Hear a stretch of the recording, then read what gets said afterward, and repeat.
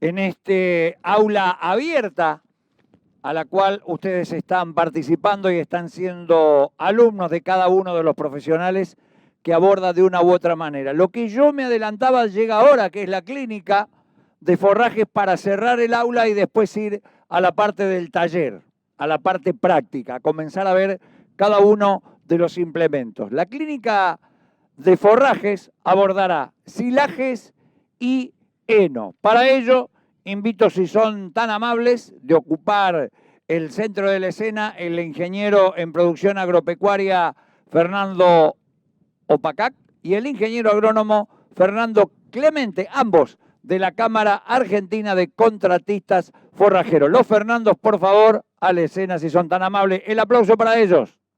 Muchísimas gracias, buenos días a todos. Antes que nada queríamos agradecer desde la Cámara de Contratistas Forrajeros a la empresa CLAS por la invitación. Para nosotros es un honor estar acá y dar el punto de vista de los forrajes conservados desde la visión de los contratistas forrajeros, que son los prestadores de servicio. La idea básicamente en estos 15 minutitos o 20 que vamos a estar hoy a la mañana compartiendo un poco de información con ustedes es hacer un panorama general de lo que son los distintos análisis de los forrajes conservados y no solamente dejarnos llevar por las características visuales de esos forrajes cuando nosotros llegamos al campo y vemos esos forrajes y lo agarramos y antiguamente los apretábamos con la mano y veíamos si chorreaba agua y estimábamos la cantidad de humedad que tenía o estimamos también la materia seca, sino también mostrarles que hay otras alternativas mucho más modernas y mucho más productivas de medir la calidad de esos forrajes, que son los análisis químicos, y a través de ellos es en donde los nutricionistas pueden empezar a inferir un poco la calidad nutricional de esos forrajes y después, obviamente, balancear las dietas en base a ello. Así que yo le voy a dar paso al ingeniero agrónomo Fernando Clemente, que es realmente el especialista en este tema, para que les dé toda la charla. Así que muchísimas gracias. Buen día a todos. Bueno, vamos a empezar. La premisa es lo que no se mide no se puede mejorar. Por eso hace unos años siempre la clínica se basaba en los aspectos organolépticos del silaje o qué teníamos que ver en el momento cuando estamos al frente de un silo o de un heno. Y nosotros con la cámara tenemos un equipo NIRS donde damos servicio a nuestros socios a sus clientes, donde ya queremos romper con esos parámetros y no solamente mirar las características organolépticas, sino también medir la calidad. ¿Por qué es importante analizar? Entonces yo le voy a hacer un resumen de 200 análisis de maíz donde clasificamos los primeros 5 en calidad, hicimos un promedio, los 5 peores de calidad, hicimos otro promedio y el promedio general de los 200 análisis. Los pusimos en un programa de nutrición para leche donde pusimos más los mismos ingredientes y solamente le cambiamos la calidad de esos hilos. Y pudimos ver que los mejores hilos tendríamos una respuesta mejor de producción contra el promedio y lo mínimo. Esto quiere decir que hacer un buen silo de calidad nos sale el mismo esfuerzo, la misma plata, ¿bien? Solamente tenemos que tomar varias decisiones en el proceso y podemos obtener mucho mejor resultados.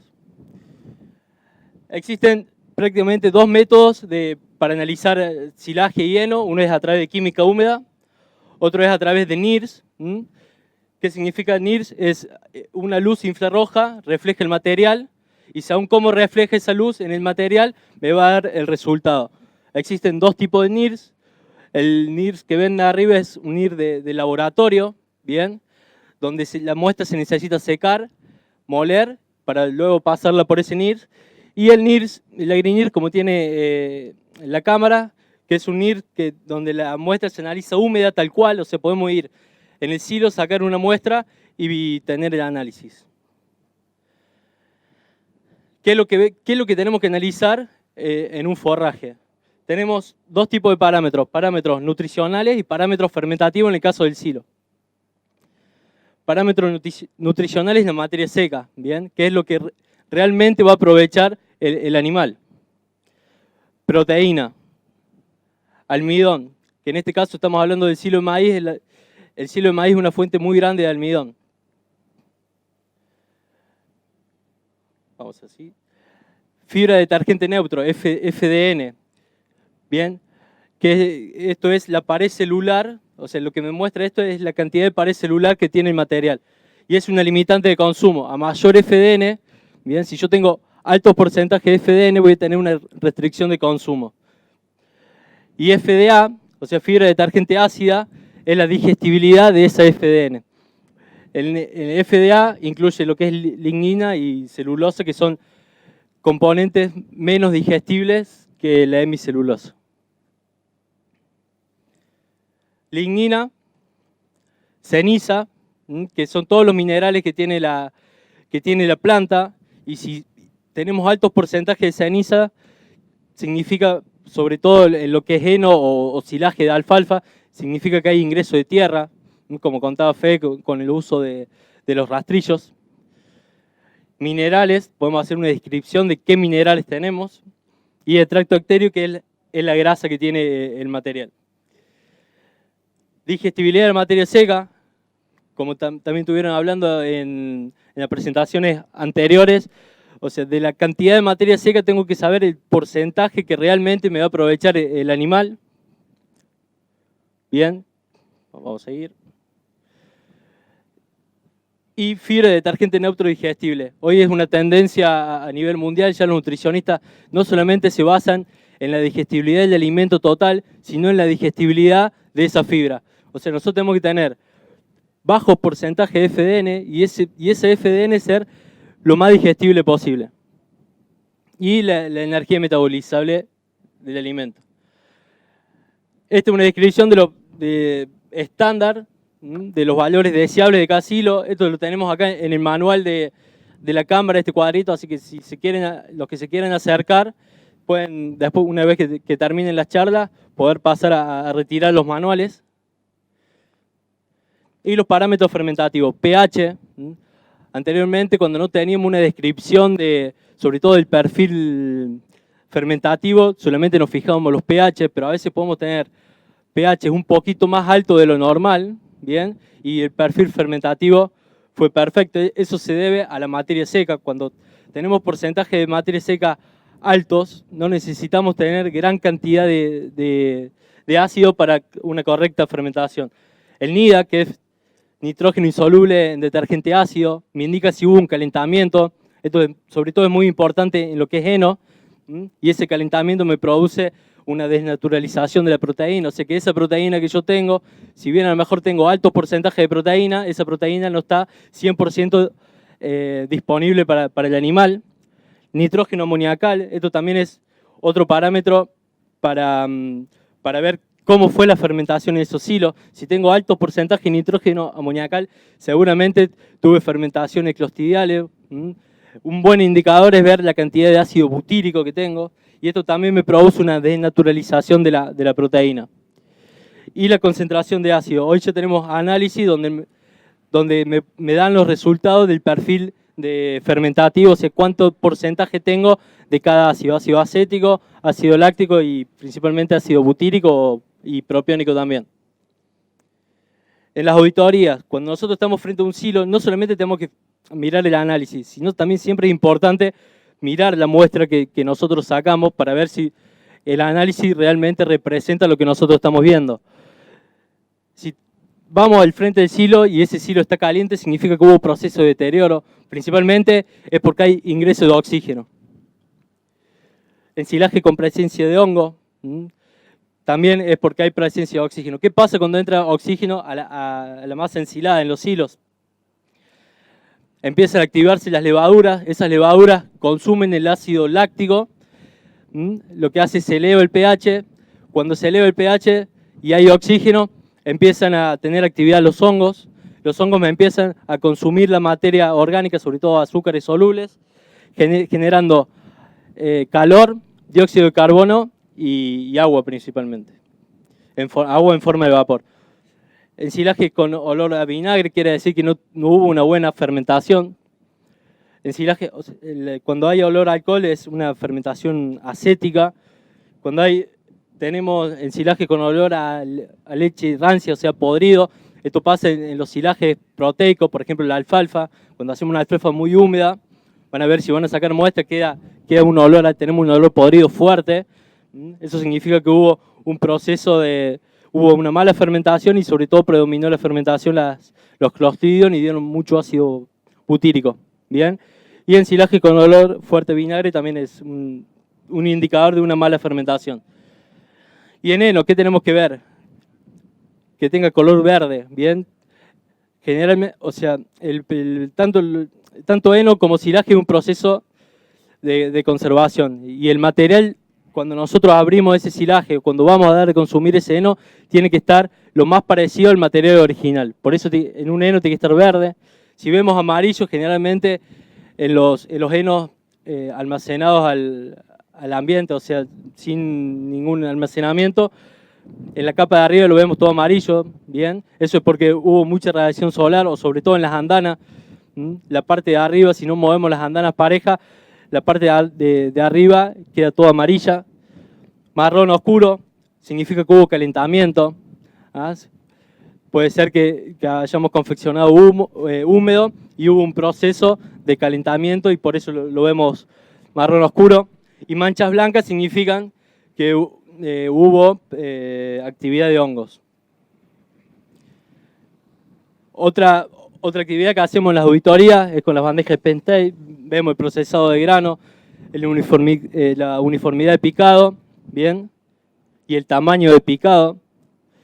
Esas herramientas también las podemos utilizar al momento de picado para controlar el procesado de grano, definir bien el tamaño de picado y también ver la uniformidad de picado. Es importante la uniformidad de picado porque si nosotros tenemos partículas grandes, partículas chicas, generalmente las partículas chicas a la hora que nosotros debemos de comer a nuestras vacas, la vaca la va a seleccionar y no va a estar consumiendo ese alimento que nosotros damos.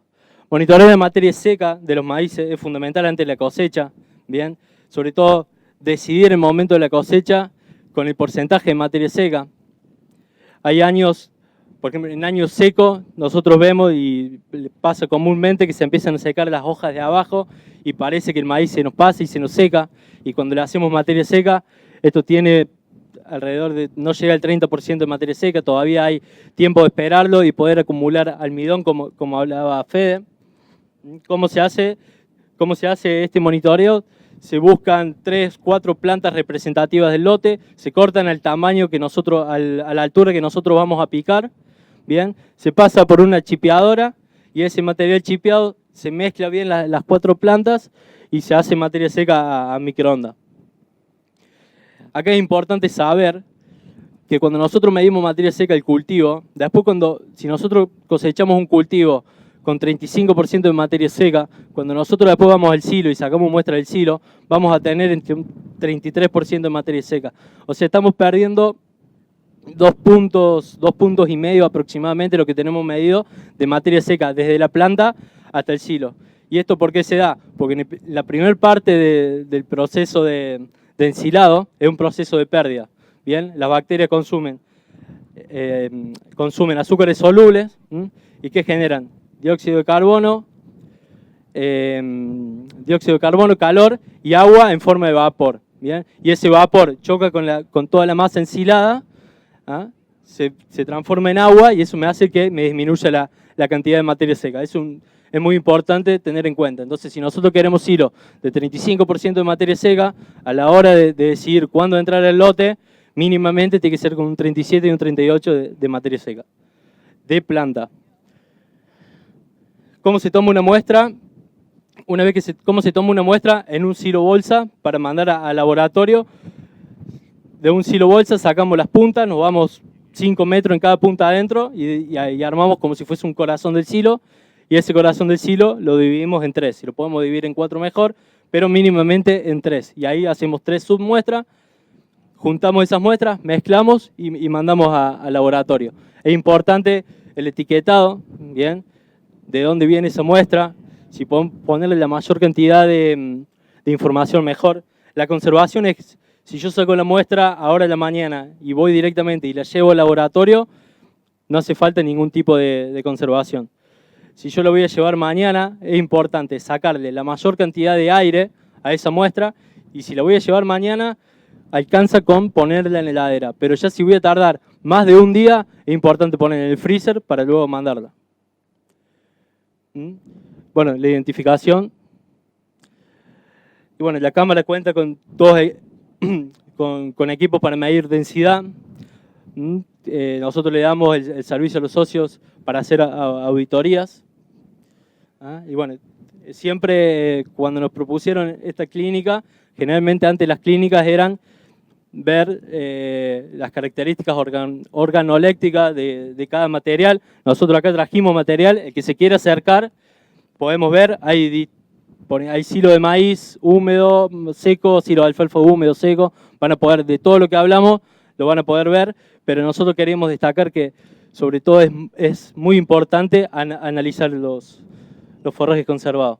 Medir la densidad, bien, y esto es muy importante.